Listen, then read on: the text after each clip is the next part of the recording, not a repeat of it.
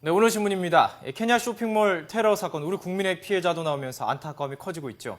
당시 긴박했던 상황들에 대한 기사가 이어지고 있습니다. 먼저 서울신문 사진을 함께 보시죠. 이 사진은 사건이 일어난 쇼핑몰에서 극적으로 탈출하는 순간을 촬영한 것입니다.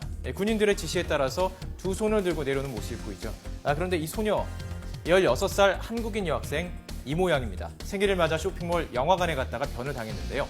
4시간이나 영화관 영사실에 몸을 숨겨서 목숨을 구할 수 있었다고 합니다. 하지만 안타깝게 목숨을 잃은 한인도 있었죠. 계속해서 서울신문으로 보겠습니다. 네, 잠깐 쇼핑을 하고 점심 먹으러 갈게. 이렇게 지인과의 마지막 통화를 끝낸 강 씨는 결국 돌아올 수 없었습니다. 강 씨는요, 영국 캠브리지 대학에서 컴퓨터 공학 박사 과정을 준비하다 영국인 남편이 케냐로 전근을 가서 따라왔다가 사고를 당한 것입니다. LG와 삼성전자에서 근무한 경험이 있는 엘리트 여성이었다고 하는데요. 남편을 따라 케냐에 왔다가 중단했던 공부까지도 여기서 이어가려 했다고 합니다. 시험 준비 중이었다고 하는데요. 사건 현장에서 남편도 3군데의 총상을 입었다고 합니다.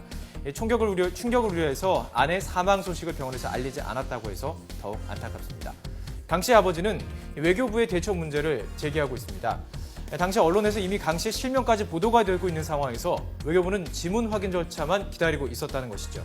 외교부도 현장 확인을 정확히 하는 것도 중요하겠지만 애가 타는 피해자 가족들의 마음도 감안할 줄 알아야 하는 것 아닌가 싶습니다. 다음 기사입니다. 조선일보는 재정 펑크 불보듯이라는 제목으로 시작을 했습니다. 결국 박근혜 대통령의 핵심 복지 공약이 줄줄이 축소될 것이라는 내용입니다. 결국 논란이 되어왔던 예산 부족 문제 발목이 잡힌 것인데요. 어떻게 바뀔까요? 먼저 이 표를 통해서 좀 보겠습니다. 먼저 대표적이었던 공약이었죠. 기초연금 보겠습니다. 65세 이상 노인에게 모두 20만 원씩을 지급하겠다던 공약, 소득 하위 60에서 70에서 80% 차등 지급으로 바뀔 것으로 보입니다. 4대 중증 질환에서도 이 공약 축소 절차를 밟고 있습니다. 당초 공약은 암, 심장, 뇌혈관, 희귀 난치병 진료비 중에서 비급여부 부분에 모두 보험 혜택을 주겠다고 했지만 선별급여 제도로 환자 부담이 50에서 80% 정도가 되는 정도로 조정을 했습니다. 무상보육 문제는 이미 논란이 참 많아졌었죠. 이미 지자체와의 갈등으로 상당히 잡음이 있었는데요. 앞으로도 이 마찰은 계속될 것으로 보입니다. 반값 등록금. 공약에서 소득 하위 80%까지는 등록금 절반으로 경감하겠다고 밝혔지만 추가 발표 내용은 없습니다. 고교 무상 보육 뒤에 2017년부터 전면 실시하겠다라는 것에서 2014년부터 도서 벽지 지역부터 단계적으로 확대하는 것으로 후퇴했습니다. 전문가들은 애초부터 기초연금 이 부분은 4대 중증 질환 부분도 함께 실현이 거의 불가능했다라고 밝히고 있습니다. 또한 이 부분이 문제가 되는 것은 아까 표에도 살펴봤지만 공약 해결할 수 있는 돈 문제인 거죠. 관건이 돈입니다. 추가 필요 예산이 상당히 필요한데요. 고교 무상 교육만 해도 매년 수조 원이 필요하다라고 문제점을 지적하고 있습니다. 이 목요일이죠. 26일 내년도 예산안이 발표가 될 텐데요.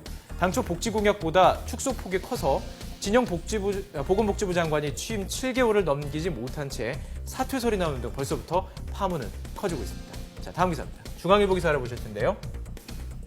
제목부터 살펴보면요. 이제 영호남이 아닌 영충호 시대라고 밝히고 있습니다. 이게 무슨 이야기일까요? 자, 이 표를 보시면 이야기가 쉽습니다. 충청권 인구가 호남 인구를 추월해서 2017년 대선 전략까지 바꾸게 될 것이라는 기사인데요. 호남권 인구는 606만에서 계속 하락세를 보였죠. 2013년 8월 기준으로 볼 때 437만에서 꾸준히 올라온 충청권에 추월을 당했습니다. 8월 현재 충청권 인구가 525만이고요. 호남권 인구가 524만입니다. 그러니까 지금 벌써 전세가 역전된 것이죠.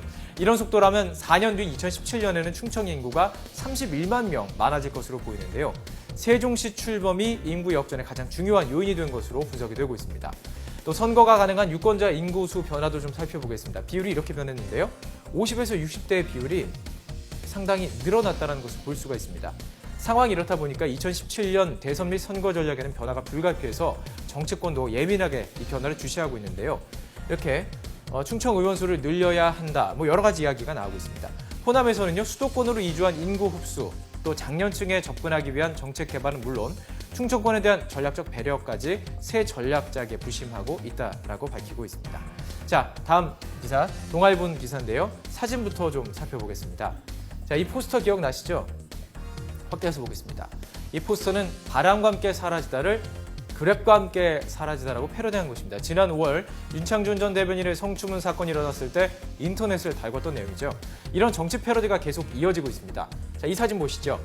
이 사진은 이석기 의원의 내란 음모죄 혐의 사건을 이중 스파이를 소재로 한 영화 무간도의 등장인물로 그린 패러디입니다. 무간석기라고 이름을 붙였죠. 자, 밑에 사진은 어떤 내용이냐면 뮤직비디오의 한 장면인데요. 가수 하하와 10cm의 죽을래 사귈래라는 제목의 노래를 제목을 이렇게 바꿨습니다. 국정원 생칼레로 개사해서 만든 것으로 참 많은 관심을 받은 작품입니다. 소개된 것 외에도요. 예수를 부인하는 베드로를 북한 정권과 연계를 부인하는 이석기 의원에 빗댄 석기복음, 또 지난 4월 라면 상무를 일본 만화죠. 미스터 초밥왕으로 패러디한 라면완 왕상무 만화 등 다양한 패러디 장르가 이렇게 등장하고 있습니다. 과거에 저질 문화, 창의성 없는 싸구려 작품 등으로 폄하됐던 패러디가 이제 은유적인 표현을 담은 세련되고 절대된 작품으로 재탄생하는 경우가 늘고 있어서 문화적으로도 주목할 만하다는 것인데요. 최근 스마트 기기 영향으로 일반인들이 손쉽게 영상 제작이 쉬워진 것, 패러디의 진화에 가속도를 붙였다라고 밝히고 있습니다. 전문가들은 정치적인 패러디가 표현 방법이 재미있어서 정치에 대한 관심을 높이는 장점이 있지만 여전히 자극적이고 단순 흥미 위주의 패러디도 많아서 문제가 있음을 지적하고 있습니다. 자, 다음 기사입니다. 마지막 기사인데요. 어제부터 인터넷 포털 사이트의 검색어에 계속 이름을 올렸던 프로그램에 대한 내용입니다. 바로 SBS의 Song for You라는 프로그램인데요. 가수 이승철과 엄정화 씨가 학교에 적응하기 힘들어하는 방황하는 학생들과 합창단을 구성해서 폴란드 세계 합창대회를 준비하는 과정을 담은 예능 프로그램입니다. 신문은 이 프로그램이 과연 착한 예능이냐라고 묻고 있습니다. 이유가 뭘까요? 문제는 일반 고등학교에서 자퇴나 퇴학을 당한 학생들이 다니는 성지고 학생들의 인터뷰에서 시작이 됐습니다. 고1 때 다른 학생을 때려서 전체 8주의 상처를 입혔다. 또 아이들을 땅에 묻었다 등 학교 폭력에 대해 말한 것이 발단이 된 것입니다. 가해 학생의 자성과 참회 없이 좀 폭행만 부각시킨 것 아니냐며 비판이 일었던 것인데요. 온라인 커뮤니티에서는 나를 괴롭혔던 학생이 그 학생의 프로그램에 나와서 울었다. 또 가해 학생이 다른 이미지로 포장돼서 방송이 되는 것이 어이없다 등의 반응이 올라왔습니다. 이에 대해서 방송 관계자는 이렇게 말했습니다. 어떻게 해서 이 학교에 오게 됐는지 사실 팩트만 보여주려 한 것이라며 이미 소년원에 갔다 왔고 보호관찰을 받는 아이들로 죗값을 이미 치렀기 때문에 문제가 없다 이렇게 반박을 했다고 신문을 싣고 있습니다. 가해 학생의 입장에서는 죗값을 이미 치렀고요. 사회에 적응하는 과정에서 어려움을 겪고 있는 것이고 피해 학생의 입장에서는 나를 괴롭혔던 그 녀석이 TV에 나와서 아무렇지 않게 가해 과정을 무용담처럼 얘기하는 것도 정말 참기 힘든 일이었을 텐데요. 여러분 어떻게 생각하십니까? 지금까지 오늘 신문이었습니다.